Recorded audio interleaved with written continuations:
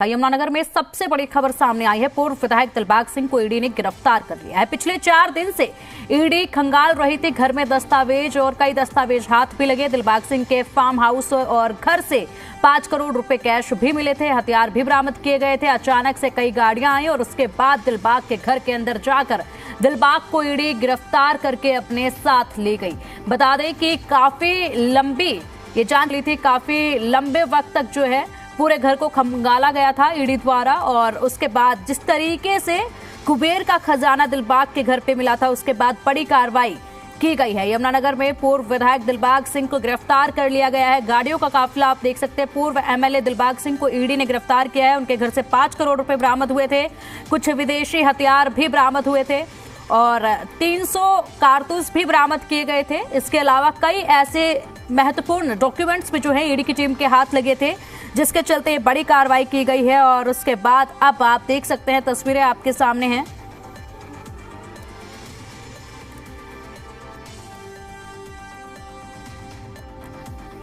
और अधिक अपडेट के लिए हमारे सहयोगी कुलवंत हमारे साथ जुड़ गए। कुलवंत, देखिए, पूर्व एमएलए दिलबाग सिंह को ईडी ने गिरफ्तार कर लिया है। जिस तरीके से उनके घर से 5 करोड़ रुपए मिले थे और विदेशी हथियार मिले थे, कारतूस बरामद किए गए थे, कई ऐसे महत्वपूर्ण डॉक्यूमेंट्स पे ईडी के हाथ लगे थे। अब गिरफ्तारी हो चुकी है।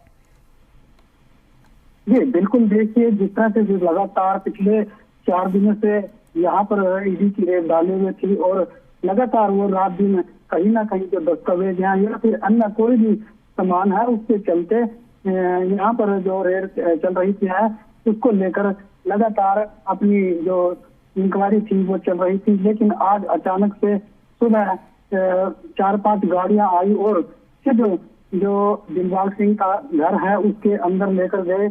वहां पर जो दिलबाग सिंह की एक बुलेट प्रूफ गाड़ी थी, उसने उसको बिठाया और उसके बाद वहां से जो ईडी के कर्मचारी और अधिकारी थे, उन्होंने आगे पीछे अपनी गाड़ियां की और वहां से लेकर अब कहां पर गए कहां पर नहीं, ये तो अगली बात होगी। लेकिन इससे पहले वो यहाँ पर अभी जो फिलहाल है इसका कार्यालय, वहां पर भारी मात्रा में कार्यकर्ता पहुंचने शुरू हो चुके हैं।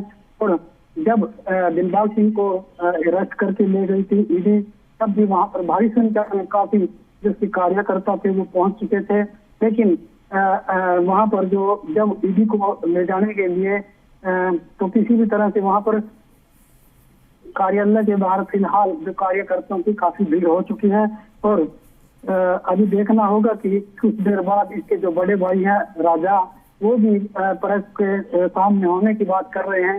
देखते हैं कि वो इस बारे में क्या अपनी बयानबाजी करते हैं। जी बिल्कुल कुलवंत, इसी के साथ अगर देखा जाए तो देखिए, करीब 5 दिनों तक जो है ये पूरी कार्रवाई चली है और आज ये कार्रवाई ईडी की खत्म हुई, छापेमारी की कार्रवाई खत्म हुई। काफी कुछ हाथ लगा है ईडी की टीम को और अब आगे भी जांच पड़ताल इस पूरे मामले में की जाएगी। ईडी जिस तरीके से दिलबाग सिंह को अपने साथ लेके गई है, उनसे पूछताछ की जाएगी। कई ऐसे सवाल हैं, इनका जवाब मिलना बाकी है। और दिलबाग सिंह का जिस तरीके से राजनीति से भी काफी गहरा संबंध रहा है, नेता अभय सिंह चौटाला के समधी भी वो हैं, और ऐसे में क्या लगता है कि ये गाज कहां तक पड़ेगी ईडी की?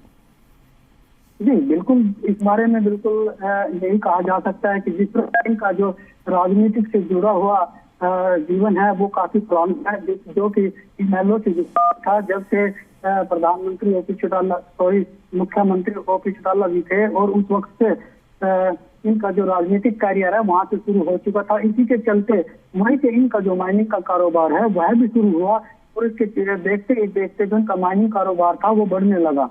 और अब ऐसे हालात आए कि ईडी की ये तीसरी बार रेड हुई, जिसके चलते ये इनके कई केस जो है कोर्ट में भी जा चुके हैं। और उन्हीं के चलते कहीं ना कहीं अब इस तरह से जो आज दिलबाग सिंह को गिरफ्तार करके ईडी ले गई, उसका मुख्य कारण नहीं है। लेकिन कहीं ना कहीं इसकी जो अगले भविष्य की जिंदगी है वहां पर जरूर फर्क पड़ेगा। बिल्कुल कुलवंत, देखा जाए तो 2019 में विधानसभा चुनाव में भी दिलबाग सिंह हरियाणा के सबसे अमीर उम्मीदवारों में से एक थे।